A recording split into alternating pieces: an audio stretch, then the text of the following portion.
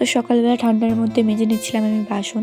তো সকালবেলা আজকে আমার একবারই পড়ানো ছিল, তো পড়িয়ে বাড়ি চলে এসেছিলাম। বাড়ি এসে যে বাসনগুলো ছিল তো সেই বাসনগুলোকে মেজে নিচ্ছিলাম, কারণ ভাত চাপাতে হবে, তারপরে আমার দুপুরে আবার পড়ানো থাকে। তো সেই জন্যই ভীষণ তাড়াহুড়ো করে কাজগুলো করতে হয়, নাহলে দেরি হয়ে যায়, তখন আর খাওয়ার টাইম পাই না, আর শরীরে ভীষণ অসুস্থ লাগে তখন।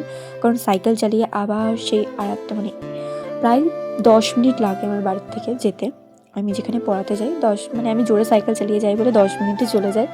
তো আজকে করছিলাম ভাত, আর ভাবছিলাম যে কী করবো, তার মধ্যে চলে আসে এই দেখো পাপা, তোকে দিয়ে হাই করাচ্ছিলাম, আর ও প্যাকেটে করে কিছু একটা নিয়ে এসেছিলো খেলনার। তো সেটাই আমাকে দেখাচ্ছিলো, আর আমাকে বলছে টমেটো নিয়ে এসেছি, দেখ টমেটো। তো কিছুই ছিল না, কি একটা ছিল ফল, তো সেটাই আমাকে দেখাচ্ছিলো, আর আমি সেটা নিয়ে হাসছিলাম ওর উপরে। তো তারপরে ও চলে যায়, খেলা করছিল, আর আমি এখানে খেয়ে নিচ্ছিলাম গরম জল, কারণ গলাটা অনেক দিন ধরেই খারাপ, ভয়েস বারবার চেঞ্জ হয়ে যাচ্ছে আমার। তার এখানে করছিলাম আমি নাচ।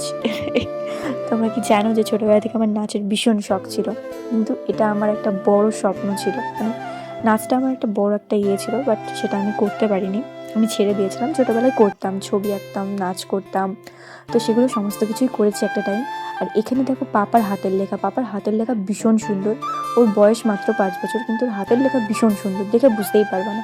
আর আমি এখানে আজকে করেছিলাম শ্যাম্পু, তো বসেছিলাম রোদে, আর এখানে কি করছিল খাতা পেন নিয়ে। তারপরে চলে আসি পড়াতে।